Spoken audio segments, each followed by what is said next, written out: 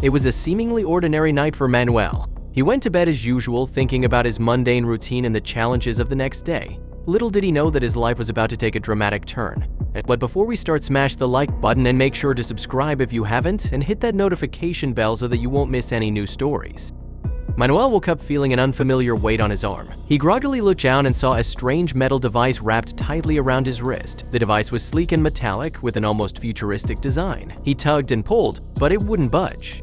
A panic set in. How did this thing get on his arm? Who put it there? He tried every tool in his house: pliers, screwdrivers, even a hacksaw, but nothing could make a dent in the device. It seemed impervious to all his attempts. Manuel checked his house thoroughly, looking for any signs of a break-in, but everything was just as he had left it the night before.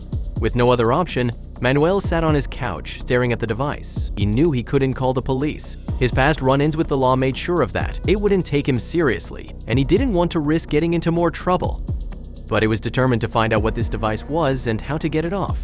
Days turned into a blur as Manuel tried to go about his daily life with the device still firmly attached to his wrist. It didn't hurt, but its presence was a constant reminder of the mystery he needed to solve.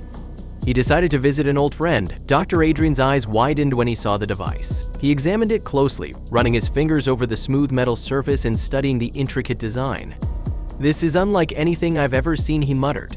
"I need to run some tests." Manuel spent hours at Dr. Adrian's lab, watching as his friend used various instruments and machines to analyze the device.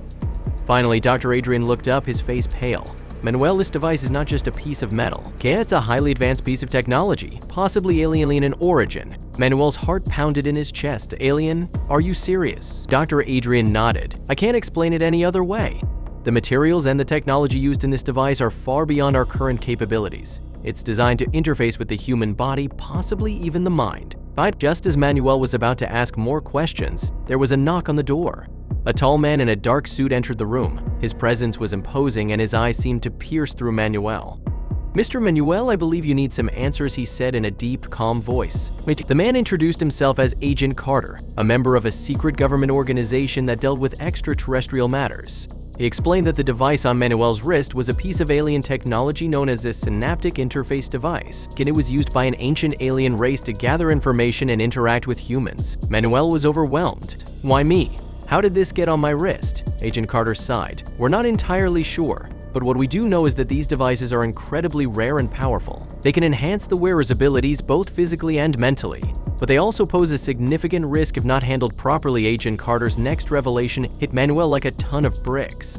"We believe that someone close to you is responsible for placing this device on your wrist." Manuel's mind raced. Who could have done this? Why would they do it? He thought of his family, his friends, his colleagues. Nothing made sense. Agent Carter continued.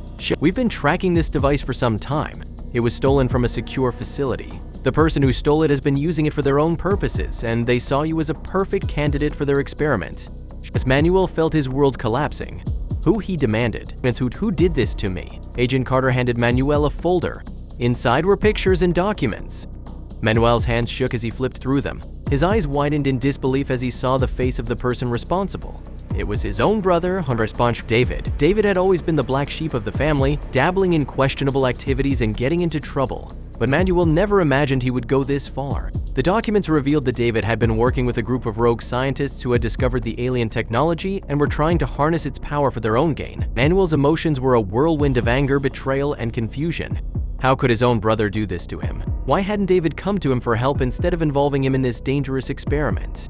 Determined to get answers, Manuel decided to confront David. With Agent Carter's help, they tracked him down to an abandoned warehouse on the outskirts of the city. The place was filled with makeshift labs and strange equipment, a testament to the rogue group's experiments. Manuel found David hunched over a table, working on another device. "David," he shouted, his voice echoing through the empty space. David turned, surprise and guilt flashing across his face. "Manuel, you shouldn't be here." "Why, David?" Manuel demanded. "Why did you do this to me?" David looked down, zoomed in to meet his brother's eyes. "I had no choice," he whispered. "They promised me money, power. I thought I could control it." David nodded, tears welling up in his eyes. I'm so sorry, Manuel. I'll do whatever it takes to fix this." With David's help, they managed to deactivate the device. It fell from Manuel's wrist with a soft thud.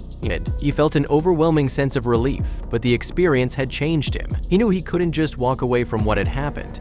Manuel decided to join Agent Carter's team using his experience to help track down rogue elements who were trying to exploit alien technology. So he wanted to make sure that no one else would have to go through what he did. David, too, sought redemption. He agreed to work with the government, using his knowledge to help them understand and safely handle the alien technology. Months passed, and Manuel's life slowly returned to a semblance of normalcy.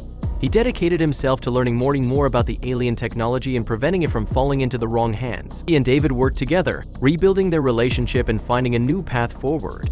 The bond between them grew stronger as they faced challenges and dangers together. When the synaptic interface device was just the beginning. Manuel and his team discovered more alien artifacts and technology, each with its own mysteries and dangers. And they formed a special unit dedicated to investigating and securing these items, ensuring that they were used for the benefit of humanity. Manuel became a respected figure in the field, known for his bravery and determination. Yet this story inspired others to join the cause, and together, they built a network of experts and allies. As Manuel looked back on the events that had changed his life, he felt a deep sense of gratitude. What had started as a terrifying and confusing ordeal had turned into a journey of discovery and growth. The strange device that had once been a source of fear and confusion became a symbol of Manuel's journey. He kept it as a reminder of the challenges he had overcome and the new path he had chosen. It was a testament to the power of resilience, curiosity, and the human spirit. Manuel's story was a beacon of hope and inspiration, showing that even in the face of the unknown, we can find strength and purpose.